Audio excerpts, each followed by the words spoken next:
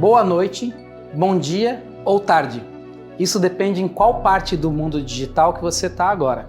Ou quando vai assistir esse registro digital, audiovisual. Eu sou Cristiano Chossar, ou a representação digital dele nesse momento. Talvez você nunca descubra se eu sou realmente de carne e osso. Eu fui programador no início da internet, desenvolvi mundos virtuais e arte tradicional desde a minha adolescência. Fui compositor, musicista, sou artista plástico.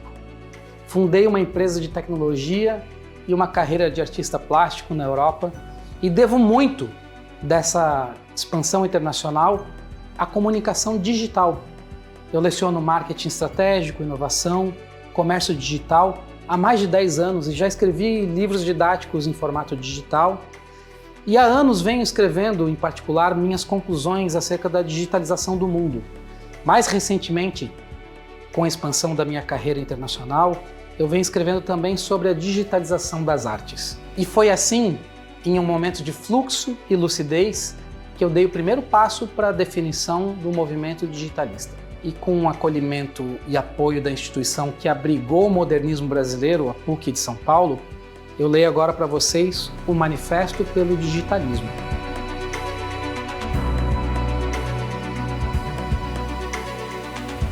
Não é de hoje que o digital está estabelecido. Essa é uma construção do intelecto humano, uma mente global que propicia ambiente para que as nossas redes neurais biológicas extrapolem para além da mente individual. Em paralelo ao período da arte contemporânea, o digital, com a sua estrutura física e sua programação intelectual, foi se sofisticando, sendo adotado em nossas vidas cotidianas. E com a adoção, as consequências positivas e negativas nos dominaram e já se integram ao nosso comportamento. Observa comigo, na literatura, praticamente toda a produção já é realizada em meio digital. Quando não é, é necessária a digitalização para a continuidade da obra na linha de produção e na sua distribuição também. Isso porque a impressão também é digital, por mais que o seu resultado seja no papel.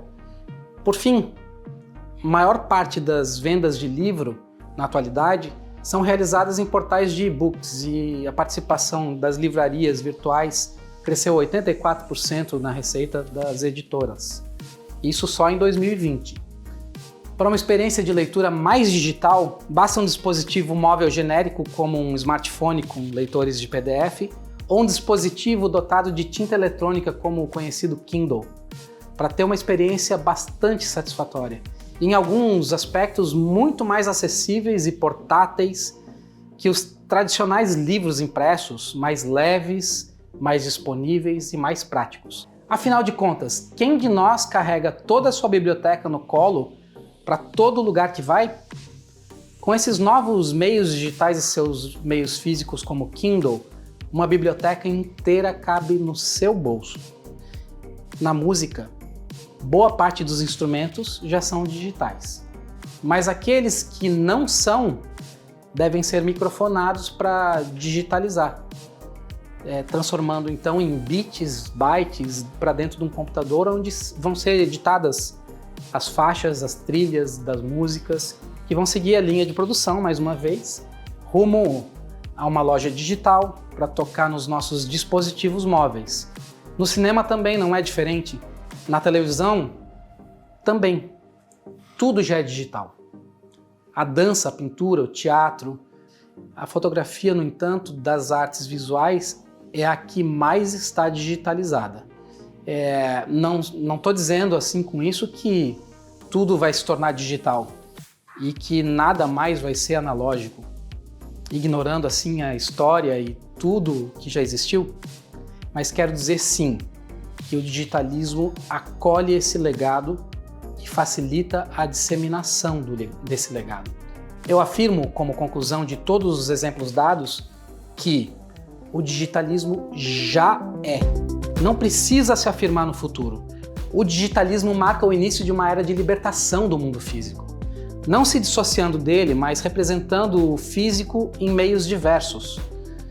Ora trazendo elementos do físico para o digital, ora misturando os meios e muitas das vezes transportando a produção digital para suportes físicos. O digitalismo é meio, o digitalismo é suporte e é ferramenta produtiva. Vou dar exemplos. Softwares de pintura, edição de vídeo, decupagem de áudio, captação de imagem, modelagem 3D, teclados sintetizadores de som, já fazem parte das nossas realidades há tantas décadas que por vezes esquecemos então que a natureza deles é eletrônica. Realidade mista, realidade virtual, NFT, criptocoins, inteligências artificiais generativas.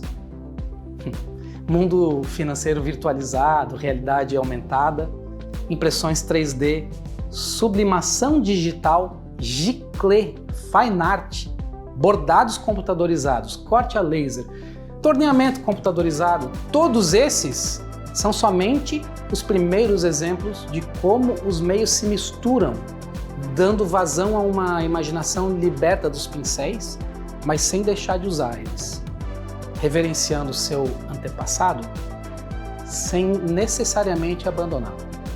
Vivemos em uma era que é possível, mesmo que nem sempre seja necessário, romper com as necessidades do uso de uma tela de tecido e de pigmentos. Em nossa era, também podemos ter liberdade de rompimento com o tempo e com a obra terminada. A mesma obra, por exemplo, já realizada, pode ser transformada para outros meios, outros formatos e expressar sentimentos de formas variadas e profundidades diversas. Novas realidades virtuais, hiperrealistas, realidades fantásticas, fantasia. Um novo mundo inaugurado por autores de literatura de ficção científica, como no caso do metaverso, escrito por Stephenson em 1992. Nele, vivências paralelas, coexistindo em ambientes simulados, mesmo que os corpos físicos estejam à distância. A atividade mais atrativa e viável nesse novo mundo é a artística. Nesse mundo de representação da realidade, tudo que existe provém da produção artística. Em modelagem 3D, em pintura digital, ou seja, em qualquer tipo de produção artística.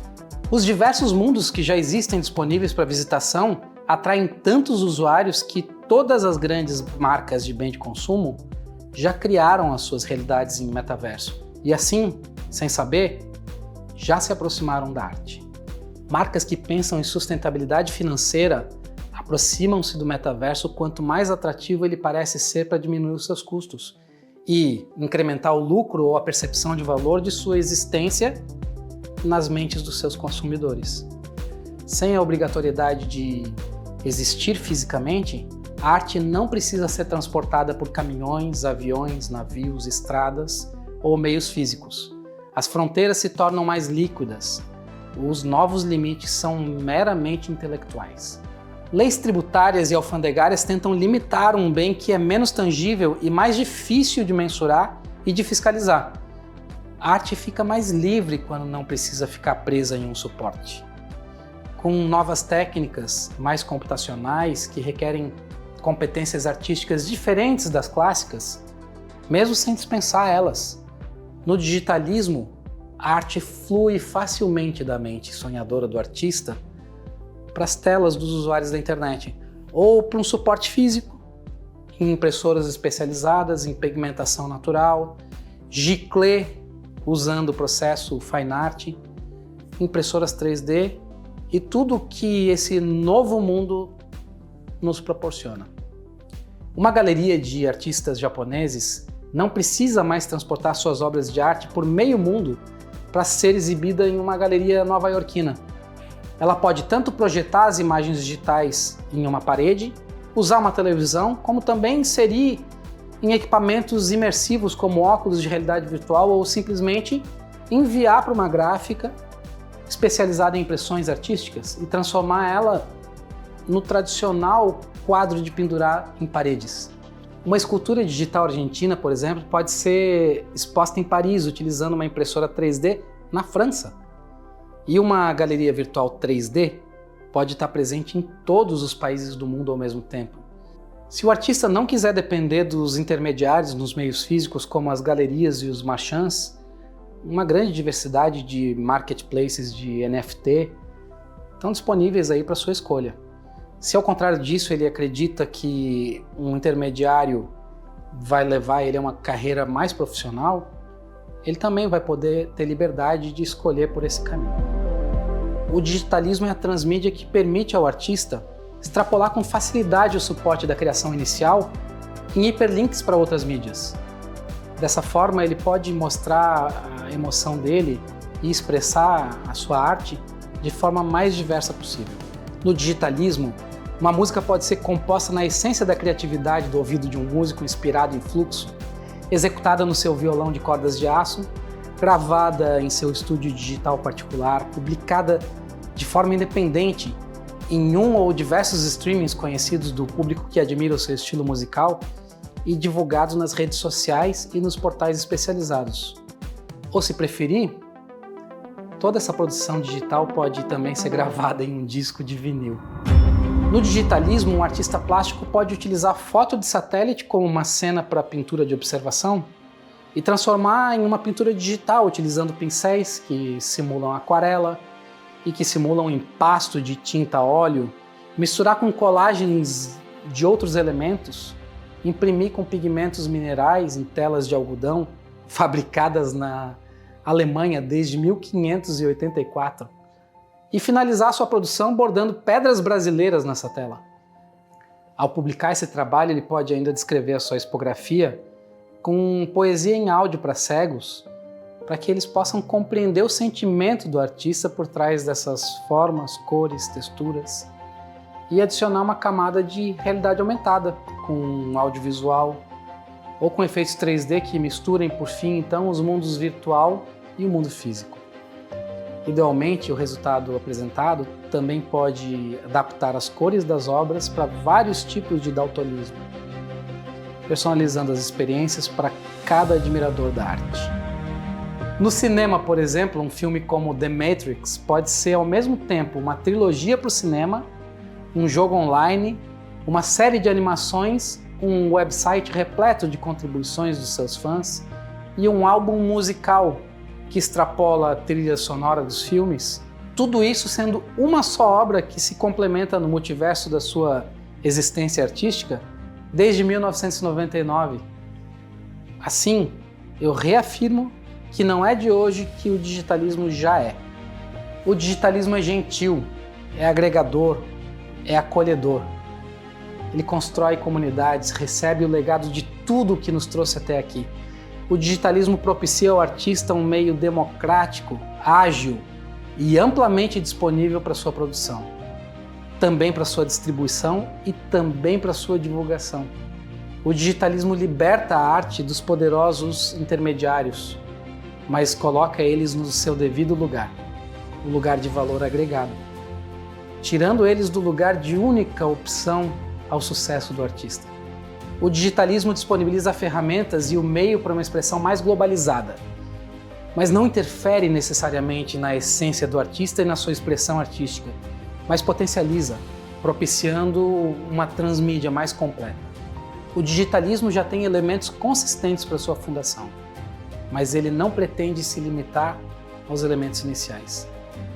Esse é um movimento libertário, como tantos antes dele, e ele deve a sua libertação ao modernismo, ao expressionismo, ao fauvismo, ao futurismo, ao abstracionismo, ao surrealismo, à pop art, à op art e ao cubismo. Movimentos que mostram ao mundo que a pintura realista ou a clássica não precisavam monopolizar o respeito à arte e que o dom artístico não estava somente na destreza ou do virtuosismo da incrível capacidade de reproduzir uma cena tão próxima ao real quanto nossos olhos as veem, mas também na capacidade de expressar emoções, através de novas linguagens estéticas, incluindo assim, no mundo da arte, a fantasia, a livre graficação, a mistura, a diversidade, também a ressignificação dos objetos do cotidiano, assim como a gente já fez lá no dadaísmo.